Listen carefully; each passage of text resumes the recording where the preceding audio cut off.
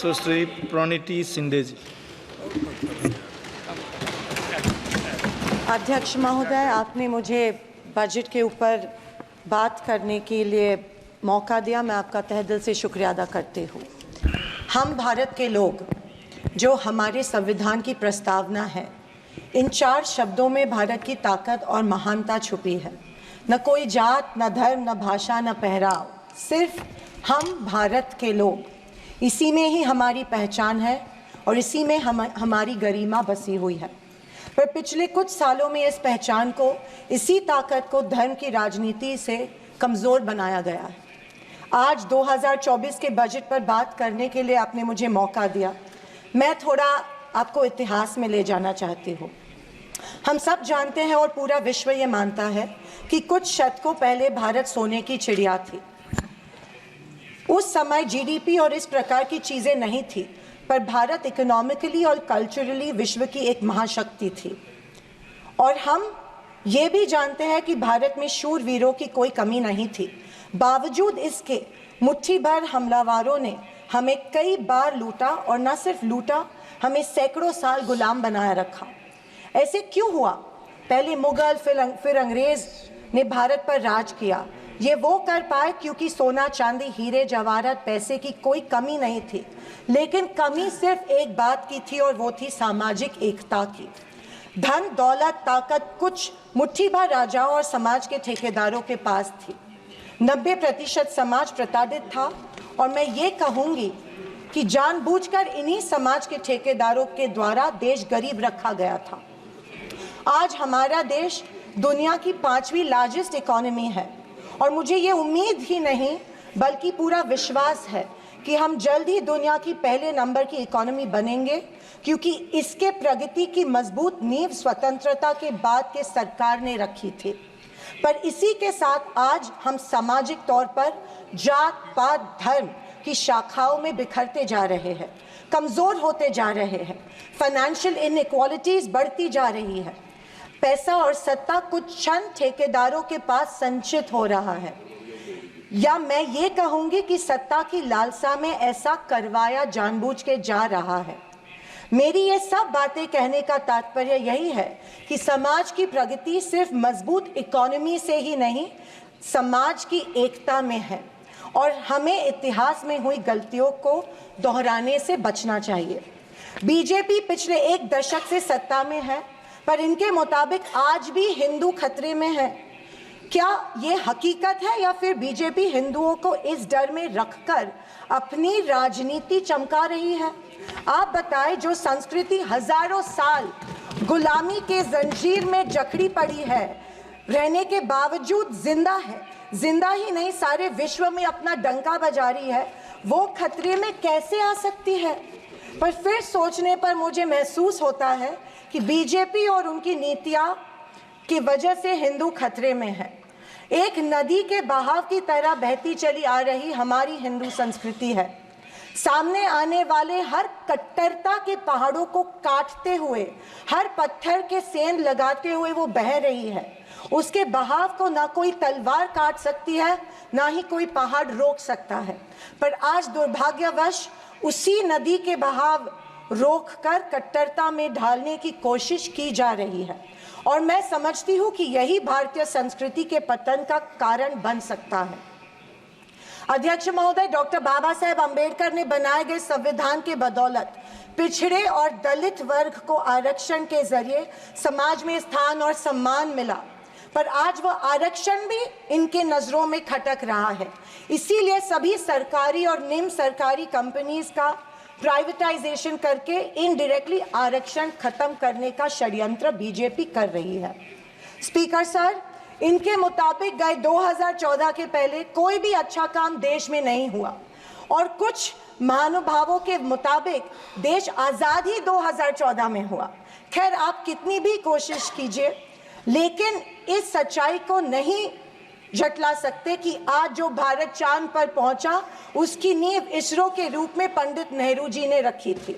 2014 से बीजेपी अपने झूठे प्रोपेगेंडा से कांग्रेस की लेगेसी को मिटाने की पुरजोर कोशिश कर रही है, पर इनकी लाखों नॉन बायोलॉजिकल कोशिश के बावजूद दुनिया इस देश को नेहरू गांधी का देश ही मानेगी। ये दुनिया की किसी भी कोने में जब जाते हैं तो इनको गांधी जी के प्रतिमा के सामने ही नतमस्तक होना पड़ता है। ऐसी सरकार और ऐसे वित्त मंत्री से हम क्या उम्मीद करें जो प्याज के बढ़ते दाम के सवाल पर कहती है कि दाम बढ़ते हो तो बढ़ने दो, मैं प्याज नहीं खाती। स्कूल कॉलेज के फीस बढ़ते तो बढ़ने दो, हम शिक्षा नहीं भक्त बढ़ाते हैं।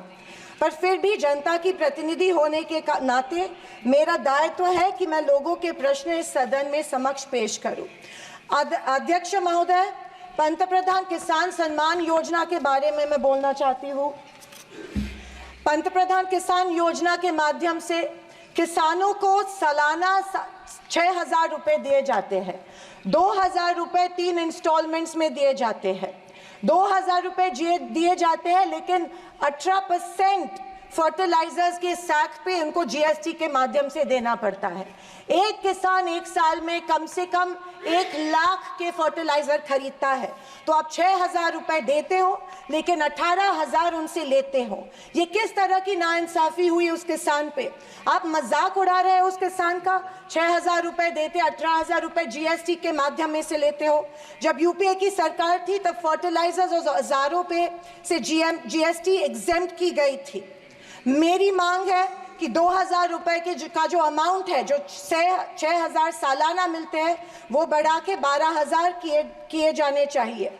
अध्यक्ष महोदय, किसान सम्मान योजना, मेरे कॉन्स्टिट्यूएंसी में करीबन 50,000 लोग इस योजना से वंचित है क्योंकि इसको अप्रूवल्स नहीं मिल रहे हैं। जब वो मंत्रालय में जाते हैं और पूछते हैं हमारी योजना को अप्रूवल को क्या हुआ, वो कहते हैं कि दिल्ली जाके पूछो, हमें नहीं पता है। तो किसान सम्मान योजना का इंटेंशन क्या है?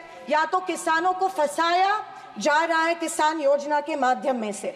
अध्यक्ष महोदय, फसल बीमा योजना, महाराष्ट्र में, पश्चिम महाराष्ट्र में शोलापुर, सांगली, सातारा, कोल्हापुर में उड़द दाल और अरहर की दाल यहाँ पे उगाई जाती है, लेकिन फसल बीमा योजना मिलती है सिर्फ बाजरा, मक्का और सोयाबीन के लिए। आपके माध्यम से मैं फाइनेंस मिनिस्टर से गुजारिश करती हूँ कि अरहर और उड़द के लिए भी फसल बीमा योजना के फॉर्म एक्सेप्ट किए चुके हैं, भर दिए हैं, लेकिन फसल बीमा योजना मिल नहीं रही है। अध्यक्ष महोदय, पंतप्रधान आवास योजना, आदरणीय फाइनेंस मिनिस्टर जी ने कहा कि एडिशनल 3 करोड़ हाउसेज घर यहाँ पे इंक्रीज करके इस बजट में दे रहे हैं, लेकिन पंतप्रधान आवास योजना का टारगेट अभी तक महाराष्ट्र को नहीं मिला है क्योंकि ये योजना जो है गांवठान जमीन पे घर बांधे जाते हैं, लेकिन असलियत ये है कि गांव में गांवठान जमीन है ही नहीं। जब कलेक्टर के पास जाते हैं तो कहा जाता है कि गांवठान जमीन नहीं है, गायरान जमीन ढूंढ के लाओ, हम आपको पीएम आवास योजना देंगे। अभी गांवठान जमीन लाएंगे कहाँ से? तो आपके माध्यम में से मैं फाइनेंस मिनिस्टर को रिक्वेस्ट करती हूँ कि सारे कलेक्टर्स, डिस्ट्रिक्ट कलेक्टर्स को आदेश दे कि जितनी भी गावरान जमीनें हैं गाँव में, उनको गांवठान करके पंतप्रधान आवास योजना लोगों को लागू की जाए और सारे जो पेंडिंग प्रपोजल्स हैं वो एक्सेप्ट किए जाए। और मेरी आपसे ये गुजारिश है कि 1,40,000 रुपए इस योजना के लिए मिलते हैं, ये बहुत तुटपुंजी है, इसके लिए 2,50,000 दिए जाए पंतप्रधान आवास योजना के लिए। अध्यक्ष महोदय, मुद्रा लोन 2014 में प्राइम मिनिस्टर ने बड़ी एम्बिशियसली मुद्रा लोन की घोषणा की थी। कल फाइनेंस मिनिस्टर ने इसकी जो राशि है 10 लाख से लेके 20 लाख की, लेकिन मुद्रा लोन उस पीरियड में उन्हीं लोगों को मिले जिनकी सिफारिशें बीजेपी के कार्यकर्ताओं ने की थी, जबकि सामान्य आदमी जो है, आम आदमी जो है, उसको ये लोन नहीं मिला था। सिर्फ कुछ चंद लोगों को ये लोन दिया गया था। मेरी ये मांग है कि कोरोना के टाइम पे जो लाभार्थी मुद्रा लोन का कर्ज फेड नहीं पाए, उनके लिए जैसे अपने अदानी अंबानी के लिए कर्जा माफ किया है, वैसे इन लाभार्थियों के लिए भी कर्जा माफ किया जाए, तुरंत माफ किया जाए मुद्रा लोन का जो परत फेड करने का कर्जा है। आदरणीय अध्यक्ष महोदय, माइक्रो फाइनेंस और चिट फंड्स जो दिए जाते हैं हमारे सेल्फ हेल्प ग्रुप्स को, बीड़ी कामगारों को, पावर लूम वर्कर्स को दिए जाते हैं, हमारी काफ़ी सारी महिलाओं को दिए जाते हैं, लेकिन ये माइक्रो फाइनेंस और चिट फंड्स पे के ऊपर रेगुलेटरी अथॉरिटी नहीं होती है, इसीलिए ये बेहिसाब इंटरेस्ट इन लोगों से, गरीब लोगों से लेते हैं। अध्यक्ष महोदय, मुझे इस बात का दुख हो रहा है कि कल के बजट के स्पीच में हमारी अन्न धान्य सुरक्षा योजना जो है, अन्न सुरक्षा योजना जो यूपीए सरकार ने लाई थी, उसके बारे में फाइनेंस मिनिस्टर ने कोई जिक्र नहीं किया। पिछले 10 साल से हमारे देश का जो गरीब है उसको एपीएल कार्ड धारक को अन्न धान्य योजना का लाभ नहीं मिल रहा है। 10 साल से करोड़ों लोग इस योजना से वंचित रह रहे हैं, भूखे मर रहे हैं, और जैसे शैलजा जी ने कहा था, कुपोषण का प्रमाण जो है हमारी देश में बढ़ रहा है। गरीब लोगों से जानबूझ के एक form, give up subsidy form जानबूझ के भरा जा रहा है, उनको बिना बताए कि अगर ये फॉर्म आप भरेंगे तो आपकी फूड सब्सिडी कट हो जाएंगी। ये जबरदस्ती उनसे ये फॉर्म भरवा रहे हैं ताकि उनको इस योजना, जो कि कांग्रेस की योजना थी, उसका लाभ न मिले, और इसके वजह से ढेर सारे लोग भूखे हमारे देश में मर रहे हैं। मैं फाइनेंस मिनिस्टर से ये गुजारिश करती हूँ कि एपीएल कार्ड धारक को तुरंत इस योजना का लाभ मिला जाए और सारे के सारे जितने भी लोग हैं उनको धान मिला जाए। अध्यक्ष महोदय, कल के स्पीच में आंध्र प्रदेश और बिहार के ऊपर बहुत प्यार जताया गया। मुझे उस बात से कोई कंप्लेंट नहीं है, पर महाराष्ट्र से इतनी नफरत क्यों नहीं महाराष्ट्र की तरफ उतना ही प्यार जताया गया जो बिहार और आंध्र प्रदेश के जताया गया? क्योंकि उनको पिछले लोकसभा में कम सीटें मिली, या शायद उनको अंदाजा आया कि आने वाले इलेक्शन में उनको वो चुनाव हारने वाले हैं। मैं वित्त मंत्री को बताना चाहती हूँ कि महाराष्ट्र में हिंदवी स्वराज की नींव महाराष्ट्र में रखी गई थी। कणखर देशा, राकट देशा, दगडाचा देशा, महाराष्ट्र देशा, ये हमारे प्यारे महाराष्ट्र के बारे में कहा जाता है, लेकिन अफसोस है कि महाराष्ट्र की तरफ कोई ध्यान नहीं दिया जा रहा है, सिर्फ महाराष्ट्र का इस्तेमाल किया जाता है। अध्यक्ष महोदय, रेलवेज के बारे में बोलूं तो रेलवेज में स्लीपर कोच की संख्या जो है वो कम कर रहे हैं और फर्स्ट क्लास और सेकंड क्लास की संख्या बढ़ा रहे हैं। देश का जो आम गरीब आदमी है वो स्लीपर कोच से ट्रैवल करता है, वो फर्स्ट क्लास और सेकंड क्लास से नहीं किया जाता है। मैं आपके माध्यम में से, मेडन स्पीच माध्यम में से गुजारिश करती हूँ कि स्लीपर कोचेस की संख्या बढ़ाई जाए। अध्यक्ष महोदय, मेरी शोलापुर के कुछ मांगे रखती हूँ और मैं समाप्त करती हूँ। हमारे शोलापुर में एयरपोर्ट है लेकिन एयर सर्विस नहीं है। उड़ान स्कीम में आया गया है, लेकिन जानबूझ के वहाँ पे जो चिमनी थी, ऑब्स्ट्रक्शन था, वो तोड़ा गया, लेकिन अभी तक वहाँ पे एयर सर्विस शुरू नहीं है। बोरामनी एयरपोर्ट है, वहाँ पे इंटरनेशनल एयरपोर्ट के लिए फंड्स एक बार दिए गए, लेकिन फिर फंड्स नहीं दिए गए। मैं वित्त मंत्री से गुजारिश करती हूँ कि बोरामनी एयरपोर्ट के लिए फंड्स दिए जाए।